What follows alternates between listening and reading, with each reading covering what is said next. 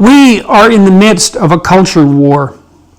Although it started in the universities, particularly in France, through the open portal of the damnable Yale, and then into the rest of the institutes of higher education, it is not only the faculty and administrators of our colleges and universities who are at fault.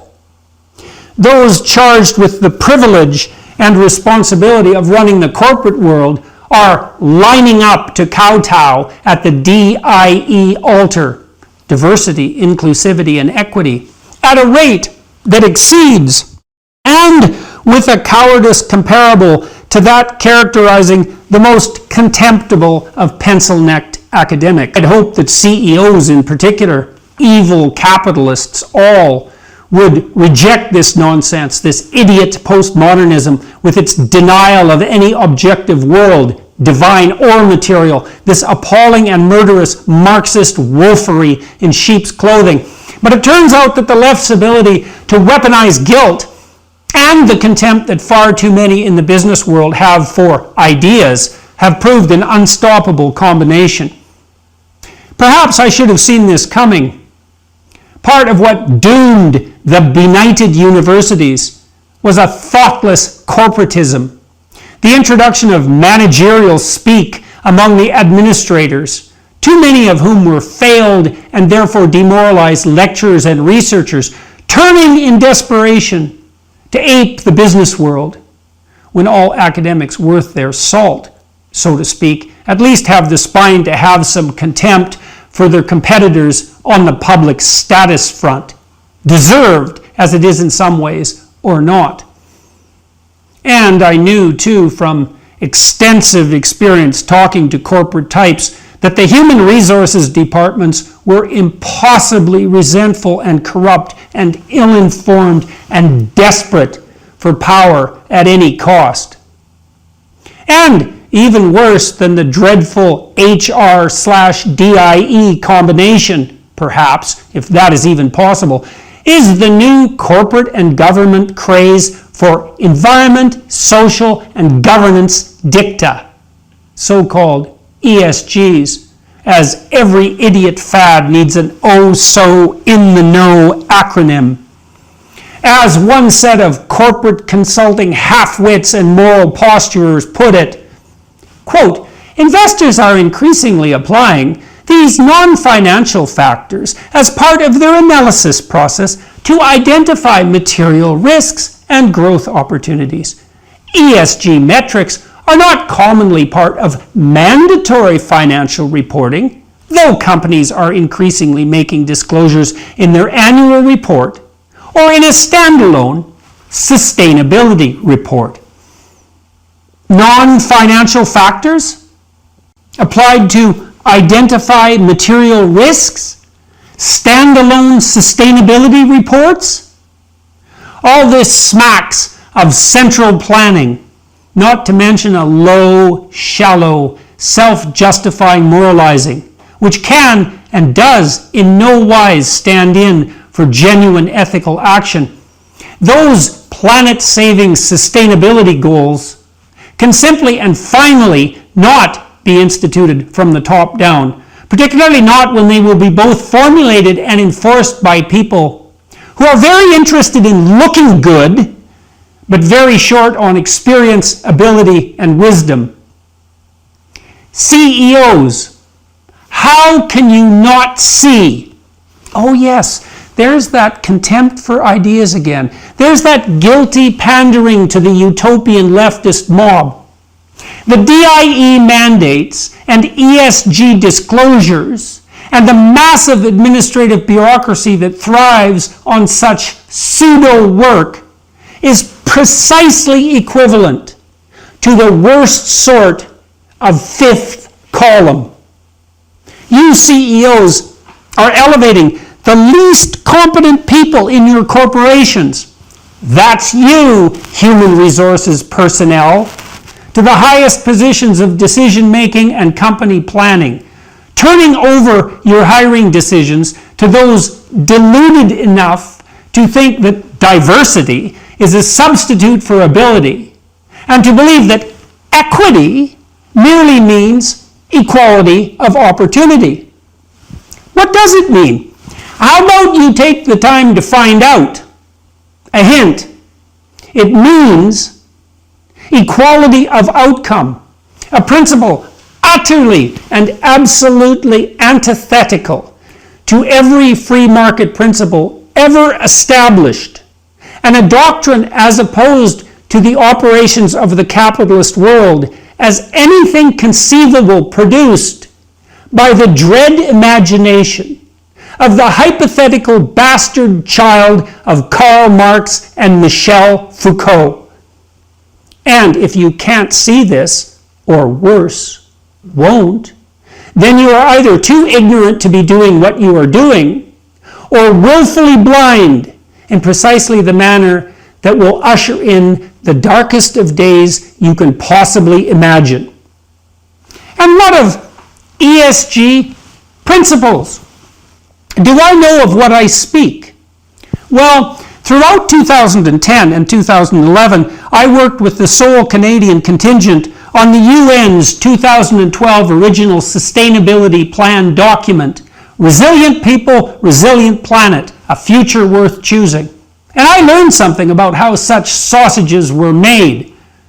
Although the so-called high-level panel charged with this overwhelming and Tower of Babel-esque task was hypothetically made up of the typical stellar luminaries, ex-presidents and prime ministers and their ilk, in reality, the task of actually writing the paper, and therefore thinking through the details where the devil hides, was typically shunted down the hierarchy of authority until it landed on the desk of someone who had the interest, time, and presumption to devote some real effort to the task. Someone like me. I say this without cynicism. Ex-presidents, etc., have calendars that are fully booked, often months or even years in advance, and simply do not have the time, resources, or often the ability to sit down and think through, write, and edit the vast research proposal, because that's what the UN report really was, that makes up a plan for the planet. And who does? Who's an expert in planetary sustainability? No one. It's too complicated. And that's why we have a decentralized, free market economy. Oh, captains of industry. 169 goals, reduced without much thought to a still unwieldy 17. By what mechanism? By whose choice? With what evidence that such planning is desirable, to say nothing of possible, or more likely, counterproductive in an absolute sense? We have a decentralized free market economy so that the invisible hand, which is actually a gigantic distributed computational system, calculating adaptation to the transforming horizon of the future, so that the invisible hand, the free choice of product and occupation characterizing billions of people, can guide us as unerringly and selfishly, thank God for that, as possible into the future. And this simply cannot be replaced by the utopian hand-waving of centralist, globalist planners, even if they are blessed with the charisma and brilliance of that consummate conference organizer, Klaus Schwab. The computations of the decentralized free market system, guided as it must be by a necessary minimum of political constitutions and international treaties, simply cannot be replaced by brute force top-down machination, no matter how well-intentioned. Remember what the road to hell is paved with. We tried that with the bloody 5-year plans of Stalin and Mao. Remember how that turned out? And if you think the comparison is ridiculous, then just start thinking about the 150 million people who will be hungry later this year, when the first results of the decision to scuttle the energy industry in the name of planetary survival roll out. And just give some consideration to the fact that the idiot environmental utopian faux moralizers have proved themselves in the last few years, entirely willing to sacrifice today's actual poor to the thriving hypothetical poor, who will, if we haven't ethically depopulated ourselves entirely in the next few decades, grace the planet with their sustainable low-carbon footprint in the lower your expectations future we are all guiltily planning. And just remember who enabled and emboldened Putin, and pray that wasn't a fatal mistake, as it probably was. And so, CEOs, you need to shed your guilt. You are evil capitalists, just as charged. You've worked your whole life to be precisely that. Are you going to capitulate now in the face of social criticism and disavow everything you have done? Instead, you should wear that badge proudly, evil capitalist, recognizing explicitly that there is simply no better alternative. Although capitalism produces inequality, and inequality, when unchecked, poses a real danger to social stability, every economic system ever created by man does the same, and often more egregiously. But not every system produces wealth. In fact, none have, except free market capitalism, which has, in recent decades, lifted an unprecedented number of people, not least in putatively communist China, out of the absolute poverty that has been the rigid and certain destiny of everyone for the entire span of human history. Capitalism indeed produces inequality, but it also remediates dire privation. For the first time in the entire painful temporal span comprising life here on earth, everyone has enough to eat, except when political machination interferes and malevolence gains the upper hand. Obesity is now a bigger problem than starvation. But not for long if the DIE enthusiasts and the ESG moralists and centralizers have their way. Why are you kowtowing to those who despise your companies and your accomplishments? Perhaps it's genuine guilt. The conscientious strivers who often come to occupy positions of authority in conservative corporate institutions are dutiful, industrious, orderly, and hardworking. This also makes them guilt-prone. And when such people look at their lives and their, let's say, demographic characteristics, white, middle, or upper class, disproportionately male, and English-speaking, they feel, and rightly so, that some of their so-called privilege, and everyone who uses that word is the mortal enemy of C-suite executives, was and is in fact undeserved. All of us in the Western world were, in a sense, fortunate to be born here and now when these vast educational resources and realms of computational power are available to us. When we will never have to ask, will we have enough to eat, or will we have somewhere to rest our heads? And some of that is undeserved. None of us alive built the amazing cities, roadways, or industrial machinery that has brought about our wealth. All of us alive are the beneficiaries of the hard work of our ancestors, and worse, have the temerity to thrive on the blood-soaked lands of plantation and imperialism and atrocity that make up the states, provinces, and countries that house, shelter, and protect us. And so, we must atone, and rightly so, but we cannot and must not do this by bending a knee to the rabid centralizers and fulminating, ignorant, and resentful anti-capitalists who shake a moralizing fist in the air and object so loudly, anyone with more money than me is an oppressor. That is a very bad pathway. That is the true road to a future that no one except the devil himself wants.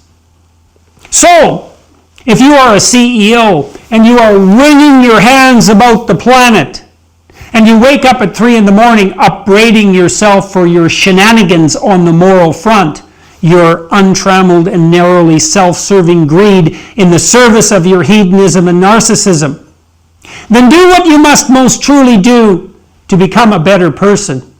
Justify your money and your unparalleled opportunities by becoming a shining light in the darkness. It is said, "For unto whomsoever much is given, of him shall be much required. And to whom men have committed much, of him they will ask the more." What does this mean?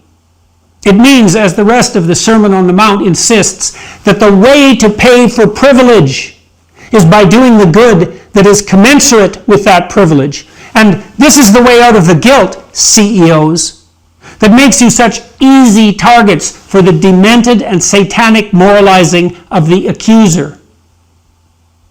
Are you wealthy? Be better. Do so much good with your money and your other privileges that when the mob comes, you can say, "I have devoted myself truly to the highest good and can stand innocent before you and my own conscience." And you, mobsters, have you looked to your own redemption? Have you borne the responsibility of your own unexamined privilege, you who dwell equally in the exploitation and atrocity of the so-called imperialist West? Who exactly are you to call me and my talent and privilege out in the name of God? I cannot help but think, in closing, that there is an appalling greed in all this DIE and ESG posturing. One of the things I found most intolerable about the Ivy League environment was the fostered narcissism of the students. All who gain entry to Yale or Harvard or Princeton or Stanford or even to the University of Toronto, where I lectured for 20 years, are already part of the elite by any standards, historical and present. But they are enticed, as an easy escape from their privilege, let's say, into identifying with the oppressed, agitating, in principle, on their behalf, and atoning for their good fortune, purchased at the cost in no small part of the atrocity of the past, with the reflexive and thoughtless activism whose promotion has come to substitute for genuine apprenticeship and education. This means that the new elite, the youthful privileged, get to have their cake and eat it too. They have all the stature and opportunity bestowed upon them and available to them as a consequence of their university affiliation and the hard work and ability that was required to open those doors. And then also all the moral high ground that accrues to the unjustly oppressed. That is just too much. That is just asking too much. To be privileged and victimized simultaneously. Just as it's too much for university professors to ask. And even more so, as it's too much for CEOs and other denizens of the executive suite to request. So, stop saving the world with the centralizers, globalists, narcissists, and eternal builders of the Tower of Babel. Stand forth instead, as I said, as proudly evil capitalists. Do your fiduciary duty. Provide your customers and clients with what they need and want. And let the great invisible hand, that immense computational device, play its necessary role. Make your enterprise productive and profitable. Make yourself generous and abide by the dictates of your conscience. Do enough signal good so that your great wealth rests lightly on your shoulders. This is a more difficult task, take note, than generating that wealth itself. Put the human resources DIE personnel back in their place. Stop hosting faux democratic town halls. Since when do you care what the stock boys think? In a few decades, if they have the fortitude, ability, and industriousness, they will be sitting in your hard-won place and making the decisions that you are currently charged with making. Did you not earn that right? Then why forego it under moral pressure? And if the answer is guilty conscience, then straighten yourself out. Get your oppressive superego under control. Or stop doing those possibly terrible and unworthy things that make you guilty when the mob knocks at your door. Stop making obeisance to the alphabet brigade. Stop educating your customers, remember them, as to what political opinions are acceptable. Stop with the faux communist pretense, unless you want to go there. And if you do, think again, sunshine. Stop pretending that there are 150 different genders and that it is your job to be so compassionate toward all narcissistic outsiders that you tempt children into ill-advised and terribly destructive surgery. Make the following pledge. I will rename human resources personnel, as those who performed that role were known in the so sensible 1950s. I will dispense forthwith with all the diversity, inclusivity, and equity consultants, flotsam, and jetsam. Those who have allowed themselves to be possessed by that ideology are not your friends. And if you are consorting with them to look good for reasons of greed and vanity, then think again, once again. Because the system of ideas that animates the woke moralists is dead set and in the most serious manner against you and everything you stand for, particularly when you are being genuinely good. More pledge.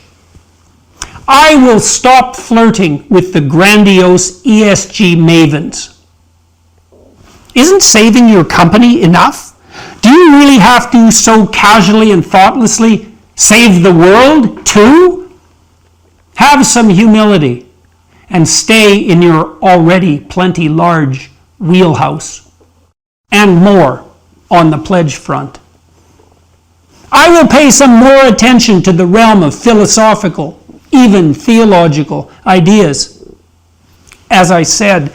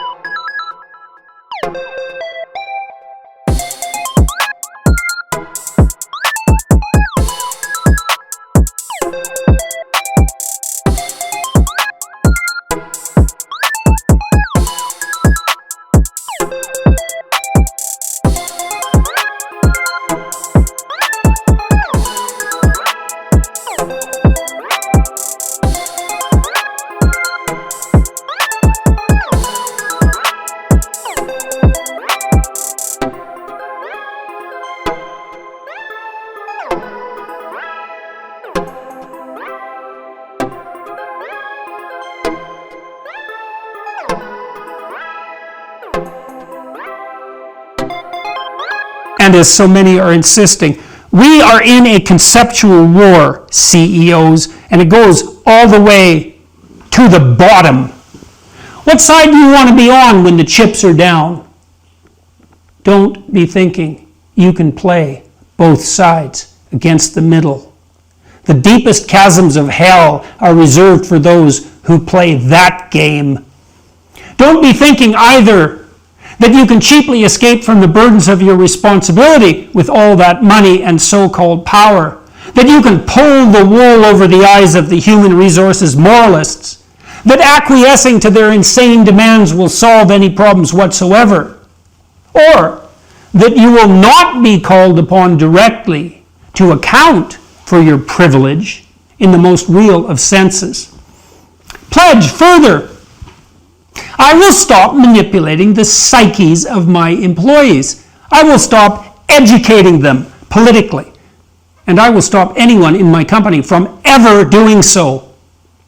Political education is the job of KGB commissars, not of corporate executives. CEOs, I implore you, start standing up for what you are and what you do. If your company is genuine, if it is addressing the true needs and wants of genuine customers, if the people you serve are being informed honestly by the agents of your company about the services you offer, and if you deliver what you are paid to deliver, then there is nothing to feel guilty for. Quite the contrary. And if there is, because something shady is going on, then stop inhabiting the dark places and the shade, and do well enough so that your conscience, to say it again, is clear. Perhaps you should at least be